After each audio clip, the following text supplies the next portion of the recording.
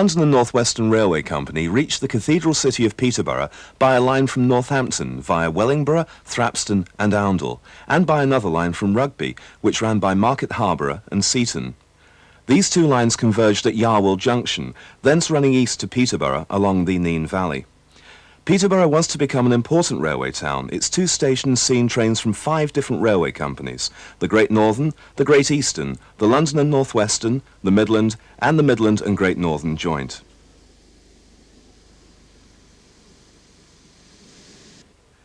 The beaching era of the early 60s saw the wholesale closure and abandonment of rural branches and cross-country routes, and the LNWR lines to Peterborough were no exception.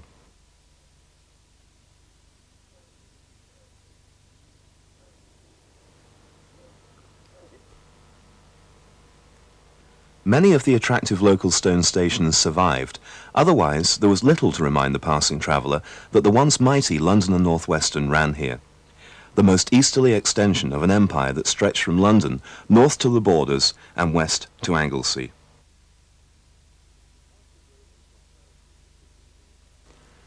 Because the growth and prosperity of the city of Peterborough owed much to the railways, a local clergyman, Richard Peyton, decided to buy an example of one of British Railways' last remaining steam locomotives to stand on a plinth in the city centre as a reminder of Peterborough's debt to the age of steam. The locomotive he chose was the standard Class 5 mixed traffic 460 number 73050. The Reverend Peyton could hardly have imagined what his philanthropic purchase was to set in motion. In no time, the Peterborough Railway Society was formed and restoration of the locomotive commenced. Inevitably, it wasn't to be long before the project grew more ambitious. Why shouldn't number 73050 work? All they needed was a railway to run it on. And so the Nene Valley Railway was born, and with it, a rebirth of the London and North Western line to Yarwell Junction.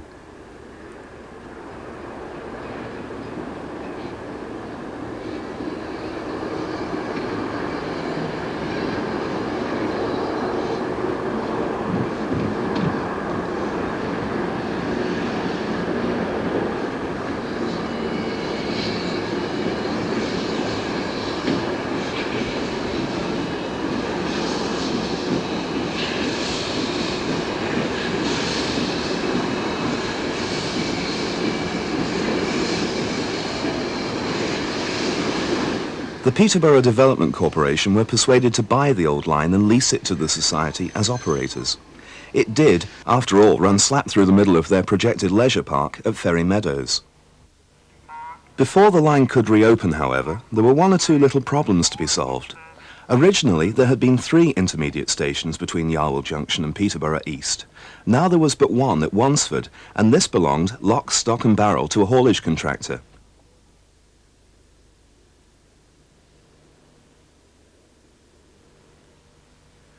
Of the other 2, at Castor and Autumn Waterville, no trace remained. Neither was there any prospect of reaching the city at the East Station. The junction was severed and the East Station closed. Naturally, the Development Corporation wanted a new station to serve the leisure complex at Ferry Meadows, so it was decided to reopen the line between Wansford, where a new station would have to be built, and a terminus at Orton Mere, where the line still made an end-on connection with the Fletton Goods line at Longville Junction. This meant that all the stations on the line would be new, and this was to have an important impact on the solution to the second problem, locomotives and rolling stock. With the coming of the Channel Tunnel, we hear a great deal about the so-called Byrne loading gauge. This is the European composite loading gauge, and it's much larger than that of British Railways. Put more simply, European locomotives and rolling stock are bigger than their British counterparts. This discrepancy remains one of the big stumbling blocks to through traffic via the tunnel. The promoters of the new Nene Valley Railway decided to restructure the old LNWR line to the Byrne gauge, thus making it the first and up to now the only full-gauge continental line in Great Britain. The reason for this radical decision was simple. The society only had 1 locomotive and they needed more. The only locomotives they had been offered, apart from industrial types, were of European origin. Anyway, the idea of an international railway was both attractive and sound from a business point of view.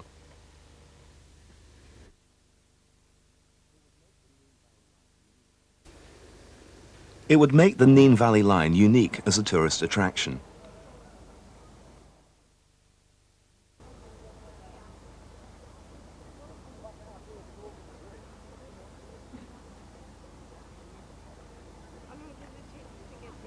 The Nene Valley Railway opened its doors to the public in July 1977. The inaugural train was drawn by the 1911-built French compound number 3628.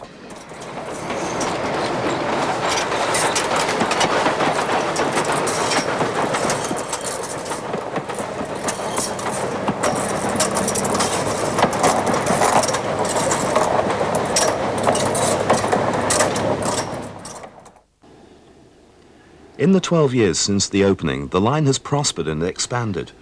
The original eastern terminus of the line, Orton Mere, is now just another intermediate station.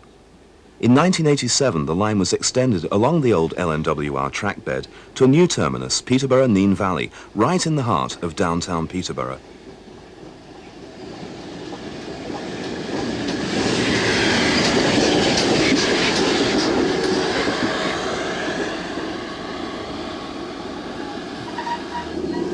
The locomotives and coaches that operate the railway and form the centrepiece of its historic collection have undergone some changes over the years, although the original Society engine, number 73050, now named City of Peterborough, remains the star attraction.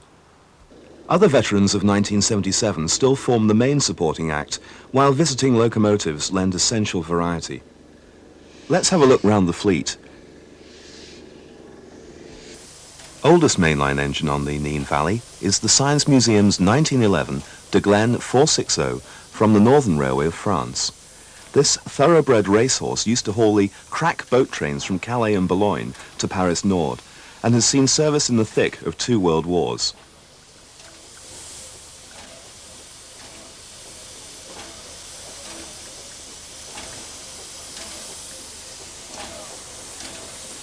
Another locomotive of pre-Great War vintage is this elegant 1914-built Swedish 262 tank number 1178. The snowplows and fully enclosed cab give an indication of the inhospitable winters encountered in its native land. The front and rear carrying axles are formed in Katatsu trucks, like the rear truck of an LNER Pacific.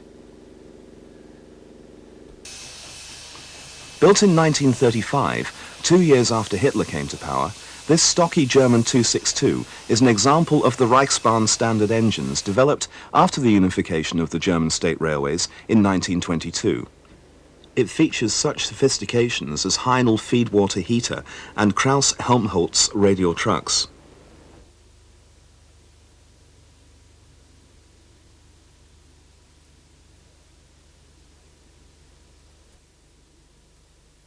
A Danish engine, and apparently a real vintage piece, is this delightful little 060 tank number 656. It has slide valves actuated by Allen straight-link motion and runs on saturated steam. However, closer examination reveals that it's nowhere near as old as it looks. Built as late as 1949, it perpetuates a much earlier design which proved so successful that nobody thought it worthwhile updating. Number 656 is affectionately known as Tinkerbell by Nene Valley staff. Inside the workshop, undergoing a complete rebuild, is an example of Oliver Bulleid's Light Pacific for the Southern Railway, number 34081, named 92 Squadron. This magnificent locomotive, now nearing completion after 12 years of work, is destined to be a premier attraction in the very near future.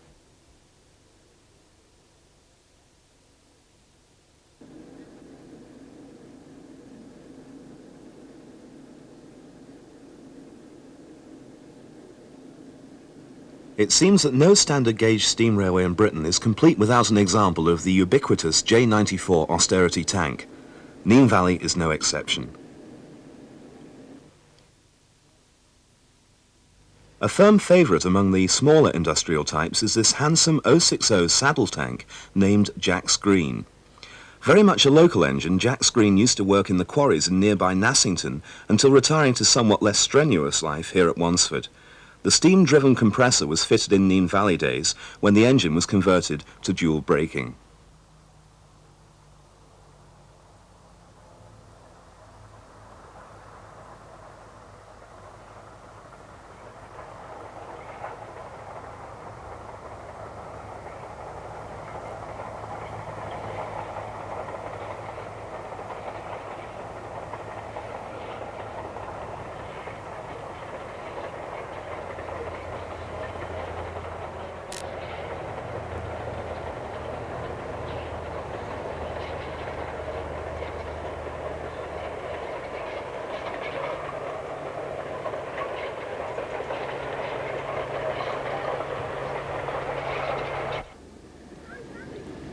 The most recent arrival forges a direct link with the Nene Valley's LNWR heritage. This superbly restored LMS Class 5 460, built at Crewe in 1937, is an example of one of the most successful British steam locomotives of all time. Known everywhere from London to the far north of Scotland as Black Fives, these engines have a legendary reputation for free steaming and a capacity to handle any form of traffic.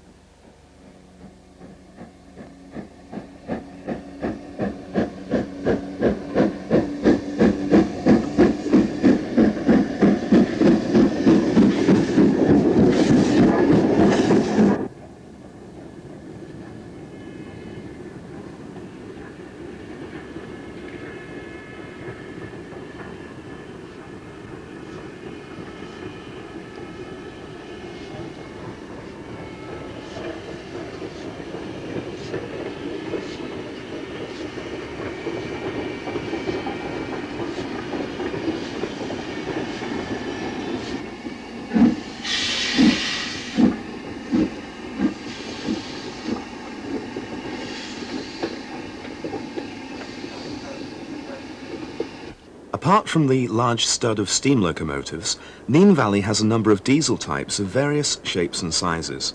Undoubtedly, the most interesting of these is the Alco Class S1. Built by the American Locomotive Works in Schenectady, USA in 1949, this locomotive is truly a first-generation diesel. The class design dates from as early as 1942, when Alco were the first to build diesel switches for the American railroads. Undoubtedly, the most popular engine on the line is Thomas the Tank Engine. This little engine with its cheeky face has stepped straight out of the pages of the Reverend Audrey's famous books. Each year, Thomas delights thousands of children at Nene Valley's special Thomas the Tank Engine weekends. Soon Thomas will be joined by one of his old friends, Toby the Tram Engine.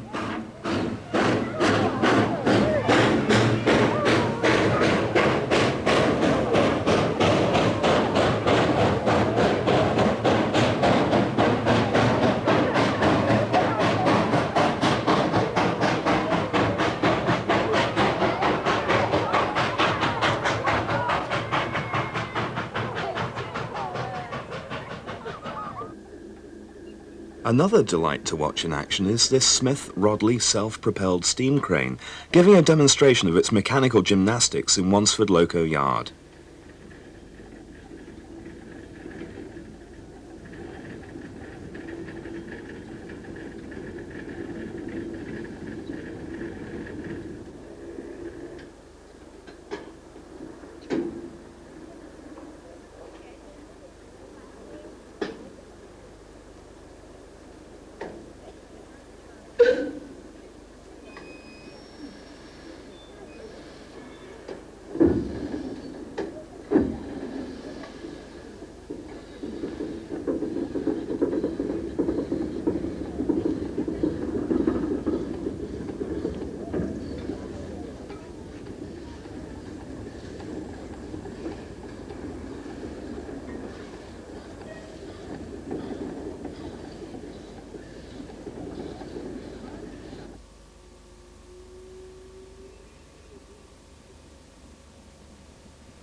What about Nene Valley's fleet of passenger coaches?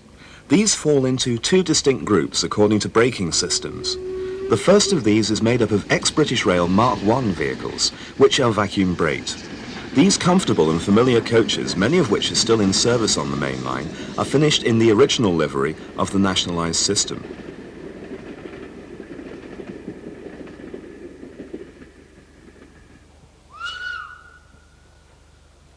In 1978, Nene Valley Railway acquired the first of a large fleet of Danish state railway vehicles. Built by Scandia in Aarhus, these large and airy coaches are ideal for tourist trains. They were all delivered in their Danish maroon livery and ran in this colour for some years. Now they have been repainted in a typical European green, representative of coaching vehicles once common in France, Germany, Belgium and many other continental countries. These coaches form the core of the line's air-braked stock.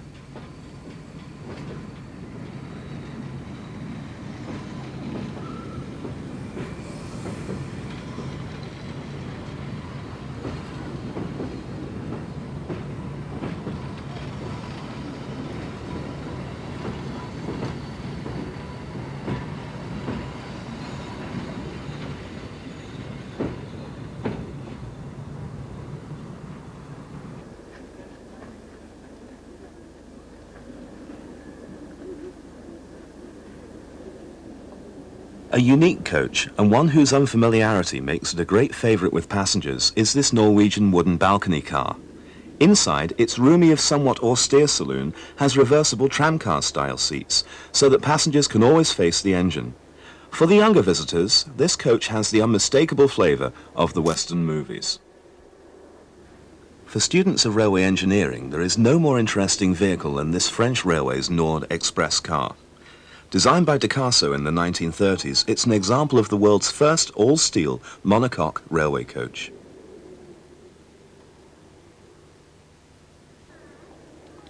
The Nene Valley has many other rare and interesting vehicles, but without doubt, the twin jewels in the crown are the heavyweights of the International Sleeping Car Company. These two vehicles represent the high point of European railway travel in the steam age. They evoke memories of famous trains, the Direct Orient Express, the Blue Train, Golden Arrow, and Étoile du Nord.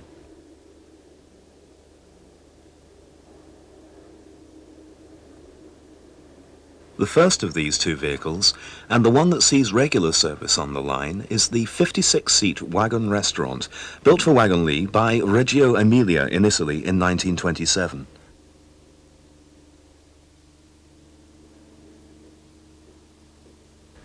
The galley, which once saw the preparation and cooking of cordon bleu dishes, used to be coal-fired.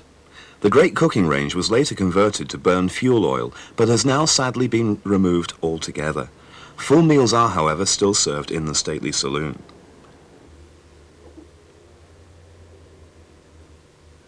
The second of these vehicles is a sleeping car and thus sees no service on a tourist line like Nene Valley. However, take a look into the opulent panelled interior and savour something of the pure magic of luxury long-distance rail travel in a more elegant era.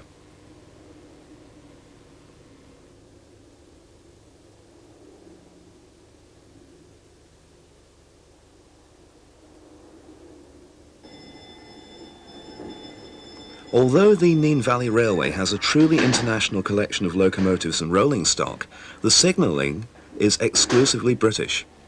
The 8.5-mile line from Yarwell Junction to Peterborough has 3 signal boxes at Wansford, Orton Mere and Peterborough Nene Valley, and is divided into 3 sections. Each of these sections is worked by the train staff system. Wansford signal box, with its typical LNWR stirrup levers, controls the level crossing over the old Great North Road, thankfully long since bypassed by the new A1 trunk road, which crosses the line on an overbridge just west of Wansford Station. The platform starting signals at Wansford make a startling contrast to the LNWR signal box. They are the last working examples of Great Northern somersault signals to be found anywhere. Not as inappropriate as they might at first seem, Wansford used to be a junction. The Great Northern Line from Stamford joined the LNW here on a track bed which can still clearly be seen just east of the Nene River Bridge.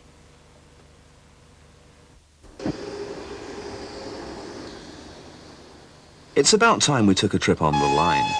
Let's join the driver and fireman on the footplate of this superb Great Western Railway 280, a visiting engine on loan from the Great Western Society at Didcot. Designed by Collett, this heavy goods locomotive is based on a much older design by George Jackson Churchward, doyen of British steam engineers. Built at Swindon to the rugged standards that made that works famous, it is still a powerful workhorse.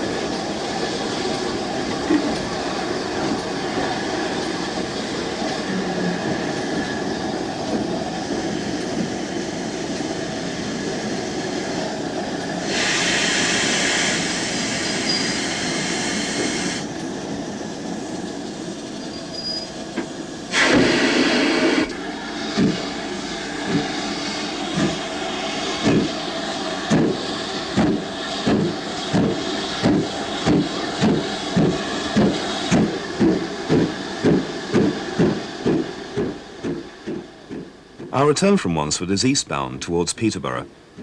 We cross the Old North Road by level crossing and almost immediately pass over the River Nene on an elegant iron span.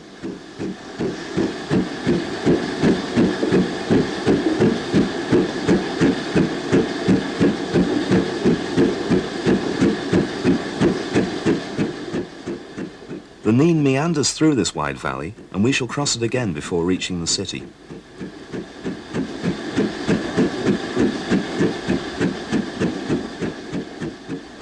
Here the line is on a gently falling gradient, assisting the locomotive to accelerate the train. The driver links the engine up, and we soon reach our maximum permitted speed.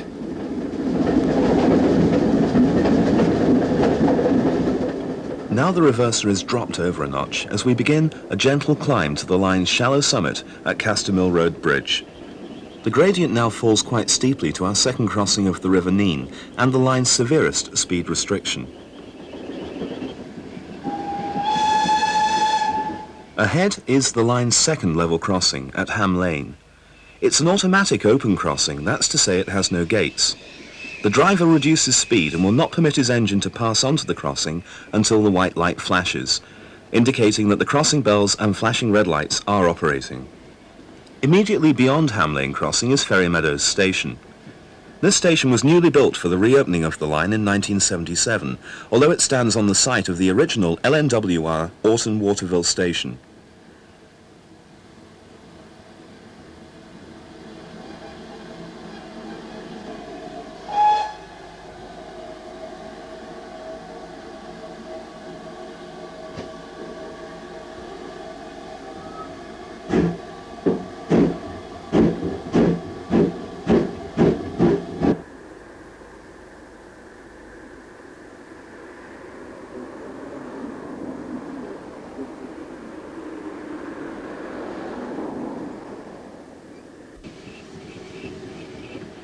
As we approach Alton Mere, the second signal box comes into view.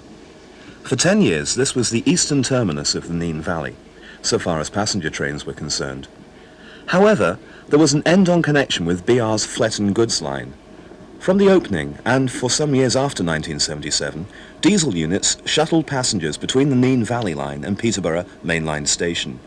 This BR shuttle working became unnecessary after 1987, when the city extension was built.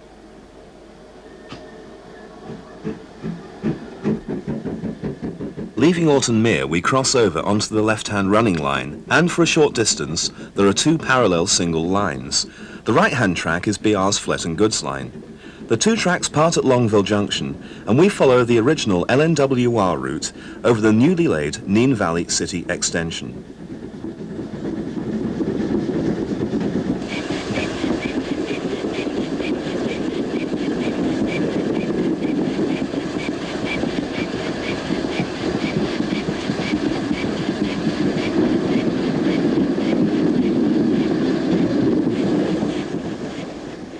Peterborough Nene Valley Station is now the eastern terminus, and we are just a few yards short of the Great Eastern Line from Peterborough to March and Ely.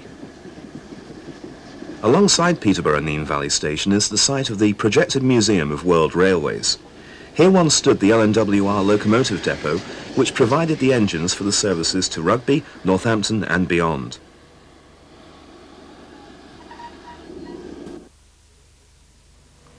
The British Isles certainly has an abundance of steam tourist lines, and most of them have a special atmosphere all of their own. The Nene Valley Railway is, however, unique in being the only international line. This is certainly the reason that it has become the first choice among railway locations for filmmakers from the feature and television industries. The biggest and best known film to feature Nene Valley is the James Bond epic Octopussy, but the line has been featured in literally hundreds of TV films, commercials, and more recently, pop videos. The Nene Valley is an ambitious, expanding enterprise. Additions to its fleet of historic locomotives and rolling stock are planned, as well as the adjacent Museum of World Railways. There is even talk of further extension of the line, westwards this time.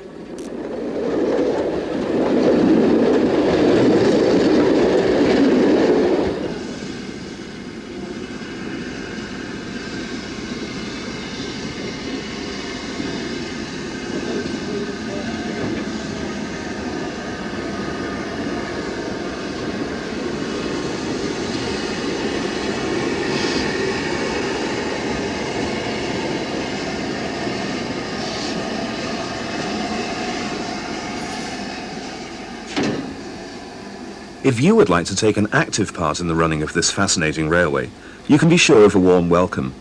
Next time you visit, ask one of our managers for details. There are vacancies in all departments and training will be given. If you just enjoy a visit, we look forward to seeing you again soon.